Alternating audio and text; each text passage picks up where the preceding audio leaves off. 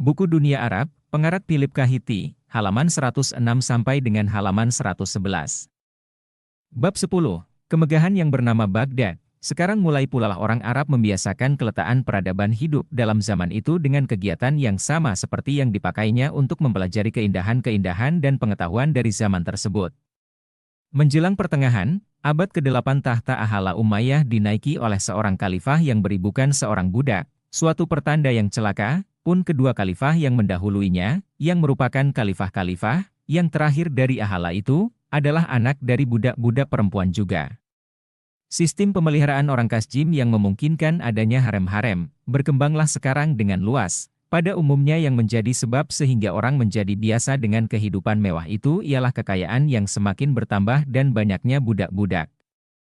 Bahkan Ahala yang memerintah pun tidak dapat lagi lebih lama berkata bahwa darah Arabnya dapat dia jaga supaya tetap tinggal asli, hal mana adalah suatu gambaran tentang bertambah lemahnya ukuran-ukuran kesusilaan dalam segala lapisan.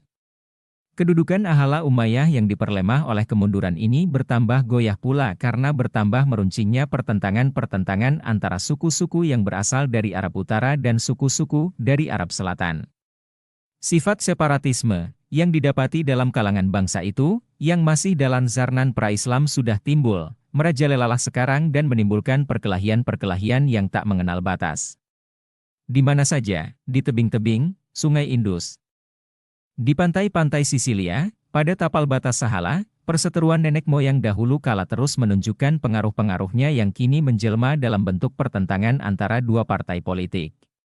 Di Libanon dan Palestina pertentangan ini tetap didapati hingga pada zarnan modern, serta sampai abad ke-18, sering terjadi pertempuran-pertempuran antara kedua partai tersebut.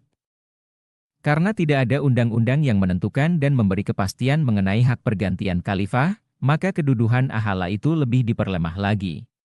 Dengan menunjuk putranya sebagai penggantinya kelak, maka Muawiyah menunjukkan suatu politik yang bijaksana dan berhaluan maju.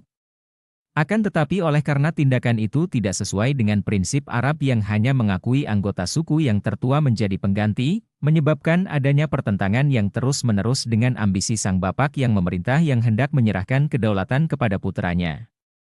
Adalah suatu hal yang mengandung banyak arti serta paradoksal karena dalam tarikh-tarikh dari zaman itu nama rakyat hampir tidak pernah disebut-sebut.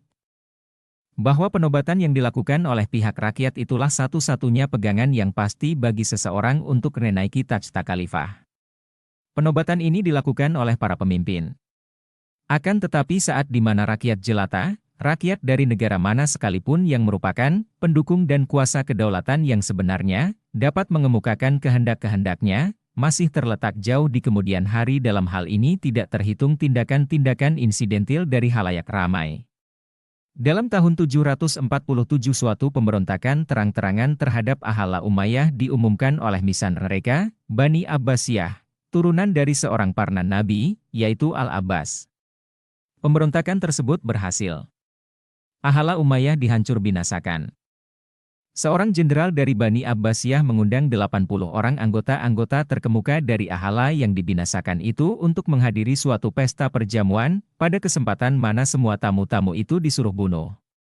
Setelah mayat-mayat dan yang luka parah disuruh selubungi dengan kain-kain penutup dari kulit, ia pun melanjutkan perjamuan. Khalifah Abbasiyah yang pertama merangkaikan kepada dirinya sendiri gelar Al-Safah atau penumpah darah, gelar mana kemudian menjadi nama sindirannya. Peristiwa ini meramalkan hal-hal yang tidak baik.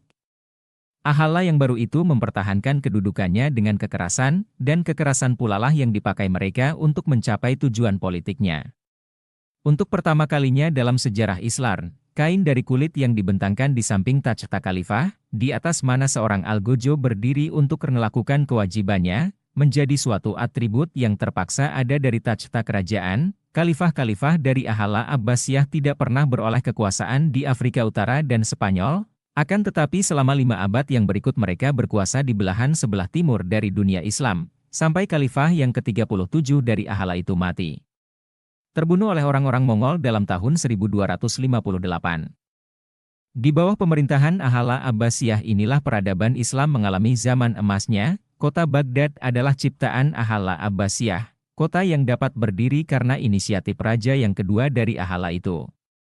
Ia didirikan di panggil sebelah barat dari Sungai Tigris, di lembah yang sama, di mana beberapa ibu kota yang terindah dalam zaman Bahari pernah didirikan orang. Kota ini adalah suatu tangsi militer yang amat baik sekali, demikian pendapat khalifah itu. Di samping itu di sini terdapatlah Sungai Tigris, yang dapat menghubungkan kita dengan negeri-negeri lain sampai ke Tiongkok, dan dapat mendatangkan kepada kita segala sesuatu baik hasil lautan-lautan maupun bahan makanan yang dihasilkan oleh Mesopotamia, Armenia dan daerah-daerah sekitarnya. Selanjutnya ada pula mengalir Sungai Efrat yang memasukkan bagi kita segala apa yang dapat diberikan oleh Syria, Al-Rakkah dan negeri-negeri yang berbatasan dengan itu. Tempat berdirinya kota Baghdad adalah suatu pilihan yang bijaksana dan kota yang baru itu pun segeralah berkembang, suatu kota yang didirikan selama 4 tahun oleh 100.000 orang kaum buruh, tukang-tukang ahli dan para arsitek. Bentuk kota bundar itulah sebabnya ia dinamai kota bundar, mempunyai 2 lapis tembok dari batu bata, suatu parit yang dalam dan suatu tembok lapis ketiga yang didirikan di dalam kota itu sendiri setinggi 90 kaki dan mengelilingi pusat kota. Tembok-tembok kota mempunyai 4 buah gerbang, dari mana keluar 4 buah jalanan-jalanan besar yang berpangkal pada pusat kota dan bagaikan jari-jari roda terbentang ke 4 penjuru kerajaan. Pusat dari lingkaran-lingkaran konsentris Jurg terbentuk secara demikian itu ialah istana khalifah yang bernama Gerbang Emas atau Kubah Hijau. Dekat istana berdiri sebuah masjid besar. Tinggi kubah ruangan audiensi yang luas itu, dari mana nama istana tersebut berasal, adalah 180 kaki. Menurut cerita di kemudian hari di atas kubah itu berdiri suatu patung dari seorang yang menunggangi kuda dan memegang sebuah tombak, yang dalam saat-saat berbahaya dapat menunjukkan arah kedatangan musuh yang dapat diharapkan. Akan tetapi seorang ahli ilmu bumi Arab mengatakan, bahwa patung itu terpaksa hanyalah dapat menunjuk ke suatu arah saja, hal mana akan berarti adanya suatu musuh yang menetap dan yang hendak menyerang kota itu. Dia berpendapat bahwa kaum muslimin adalah terlampau cerdas untuk dapat percaya akan cerita-cerita dongeng sedemikian itu. Kota yang baru itu membuka jalan bagi cita-cita dari timur Islam Arab tunduk di bawah pengaruh Parsi. Khilafat menjadi lebih mirip kepada penjelmaan kembali dari kealiman Iran daripada suatu kekuasaan Syekh Arab. Lama-kelamaan yang lebih diutamakan orang ialah gelaran Parsi, anggur dan wanita Parsi, gundik Parsi, nyanyian Parsia, demikian pula dengan cita-cita dan pandangan hidup Parsi. Pengaruh dari semua ini memperhalus sudut-sudut kasar-kasar dari cara hidup Arab yang masih primitif dan meratakan suatu jalan bagi zaman yang baharu, yang termasyhur karena pengusahaannya dalam lapangan pengetahuan dan pekerjaan-pekerjaan keahlian. Akan tetapi dalam lapangan-lapangan ini orang Arab tidak melupakan dirinya. Islam tinggal tetap sebagai agama negara dan bahasa Arab tetap menjadi bahasa untuk daftar-daftar negara yang resmi. Abad ke-9 memulai peredarannya dengan 2 buah nama dari raja-raja yang paling berpengaruh dalam peristiwa-peristiwa dunia dari zaman itu. Karel Agung di dunia barat dan Khalifah Harun al-Rasyid di dunia timur. Tidak usah disangsikan bahwa di antara kedua raja ini Harunlah yang paling berkuasa dan wakil dari kebudayaan yang lebih tinggi. Kedua raja yang sezaman itu mengadakan hubungan-hubungan persahabatan, hal mana tentu digerakkan oleh kepentingan masing-masing. Karel bersahabat dengan Harun karena mengharapkan dia sebagai sekutu terhadap Bizantium musuh Karel Agung itu. Harun hendak mempergunakan Karel terhadap saingan dan musuhnya, yaitu Ahala Umayyah di Spanyol, yang sudah berhasil mendirikan sebuah kerajaan yang kuat dan makmur. Menurut penulis-penulis barat maka perasaan persahabatan yang berbalas-balasan ini dinyatakan dengan pertukaran duta-duta dan hadiah-hadiah. Seorang penulis Perancis yang pernah dianggap orang sebagai sekretaris dari Karel Agung, menceritakan bahwa para duta dari Raja Barat yang besar itu kembali ke negerinya dengan membawa hadiah yang mahal-mahal dari Eren, Raja Parsi, antara mana didapati kain-kain, wangi-wangian dan seekor gajah. Selanjutnya riwayat tersebut menyebut sebuah jam luar biasa yang juga berada di antara hadiah-hadiah dari Baghdad itu. Cerita yang mengatakan tentang sebuah organa serombong, pipi organ, yang pernah dikirimkan oleh Harun kepada Karel, termasuk salah satu cerita yang paling indah di dalam sejarah, akan tetapi hanya isapan jempol belaka. Rupa-rupanya cerita tersebut berdasar atas kesalahan terjemahan istilah klepsi dalam sumbernya, istilah mana sebenarnya dipergunakan untuk menyatakan penentuan waktu dengan jalan mengukur air dan yang berhubungan dengan jam yang dihadiahkan itu. Demikian juga dengan cerita tentang kunci-kunci dari gereja makam, suci, yang dikirimkan oleh Harun sendiri kepada Karel Agung, ternyata tidak benar.